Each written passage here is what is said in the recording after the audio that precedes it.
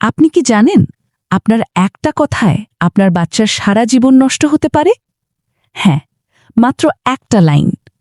আর আজকের এই ভিডিওতে আমি আপনাকে সেই 7টা কথা বলবো যেগুলো আপনি আজ থেকেই বন্ধ করে দেবেন।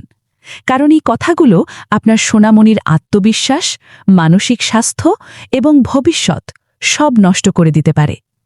আসসালামু আলাইকুম, আমি স্মার্ট কিডস বাংলা। এই চ্যানেলে আমরা শেয়ার করি নৈতিক শিক্ষার গল্প, প্যারেন্টিং টিপস আর সবচেয়ে বড় কথা, কিভাবে আপনার বাচ্চা হবে একজন ভালো মানুষ। তো চলুন শুরু করা যাক। কিন্তু তার আগে, যদি এই ভিডিও ভালো লাগে একটা লাইক দিয়ে দেবেন আর সাবস্ক্রাইব করে বেল আইকন চালু করে রাখবেন যাতে নতুন ভিডিও মিস না হয়। কথা নম্বর 1, তুই কিছুই পারিস না। অনেক বাবা মা রাগের মাথায় এই কথাটা বলে ফেলেন।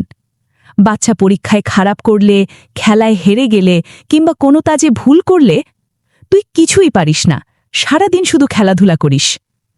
কিন্তু জানেন, এই একটা লাইন আপনার বাচ্চার মনে এমন একটা বিশ্বাস তৈরি করে দেয় যে সে সত্যিই কিছু পারে না। এই কথাটা বারবার শুনতে শুনতে বাচ্চা নিজেকে ব্যর্থ ভাবতে শুরু করে। তখন সে আর চেষ্টাই করে না। তাহলে কি বলবেন? বলুন, এবার হয়নি, কিন্তু তুমি চেষ্টা করেছ, আরেকবার চেষ্টা করো, আমি তোমার পাশে আছি। এই একটা লাইন বাচ্চার মধ্যে আত্মবিশ্বাস তৈরি করবে। কথা নম্বর 2, ওর দিকে দেখ কেমন ভালো ছেলে বা মেয়ে। এটা সবচেয়ে বিপজ্জনক কথা। ওর দিকে দেখ কত ভালো রেজাল্ট করে, ওর মতো কেন হতে পারিস না? দেখ রিহান কত শান্ত, আর তুই? বাবা মা মনে করেন এতে বাচ্চার উৎসাহ বাড়বে, কিন্তু আসলে হয় উল্টো। বাচ্চা মনে করে আমি যথেষ্ট ভালো না, আম্মু আব্বু আমাকে ভালোবাসে না। এই তুলনা থেকে জন্ম নেয় হীনমন্যতা, ঈর্ষা, আত্মবিশ্বাসহীনতা। বাচ্চা বড় হয়ে সবসময় নিজেকে অন্যের সাথে তুলনা করতে থাকে। তাহলে কি বলবেন? বলুন, তোমার নিজের অনেক ভালো দিক আছে, তুমি অন্যদের মতো না, তুমি ইউনিক। প্রতিটা বাচ্চার নিজস্ব প্রতিভা আছে, সেটাকে স্বীকৃতি দিন। কথা নম্বর 3, চুপ কর, কথা বলবি না। অনেক বাবা মা বাচ্চাদের মতামতকে গুরুত্ব দেন না।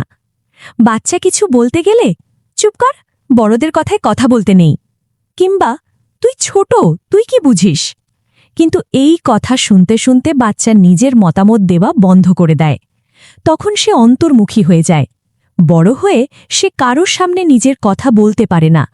চাকরির ইন্টারভিউতে, জীবনের গুরুত্বপূর্ণ সিদ্ধান্তে সে চুপ থাকে, কারণ ছোটবেলা থেকে তাকে শেখানো হয়েছে তোর মতামতের কোনো দাম নেই। তাহলে কি বলবেন?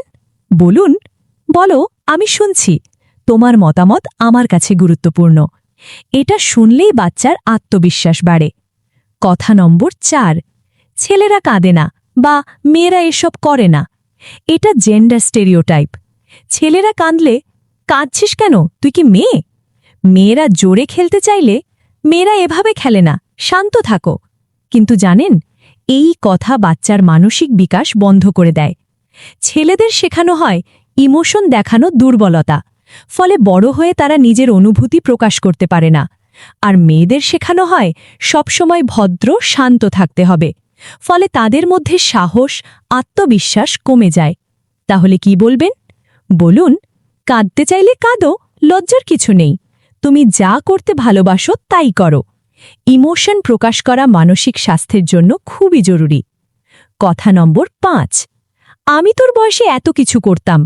এটা শুনতে ভালো লাগলেও এটা আসলে একটা চাপ। আমি তোর বয়সে ক্লাসে ফার্স্ট হতাম, আমি তোর বয়সে সব কাজ নিজে করতাম। কিন্তু বাচ্চা ভাবে আমি আম্মু আব্বুর মতো ভালো না। প্রত্যেক প্রজন্ম আলাদা, প্রত্যেক বাচ্চা আলাদা। আপনার বয়সে আপনার যা ছিল, আপনার বাচ্চার সেটা নেই। তাহলে তুলনা করবেন কেন? তাহলে কি বলবেন?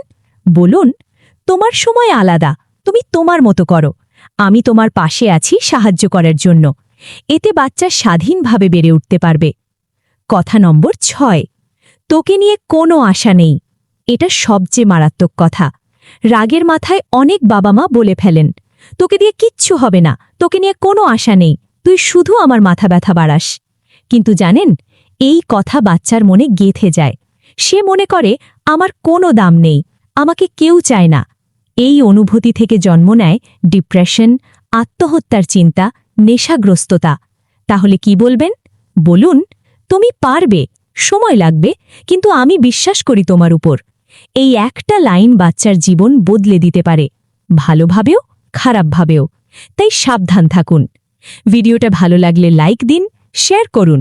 আর যদি এখনও সাবস্ক্রাইব না করে থাকেন, এখনই সাবস্ক্রাইব করুন, বেল আইকন চালু করুন। আর কমেন্ট করে জানান এর মধ্যে কোন কথাটা আপনিও বলে ফেলেন। আজ থেকে বদলানোর প্রতিজ্ঞা করুন। দেখা হবে পরের ভিডিওতে। ততদিন ভালো থাকবেন, আপনার বাচ্চাকে ভালোবাসবেন। আল্লাহ হাফিজ।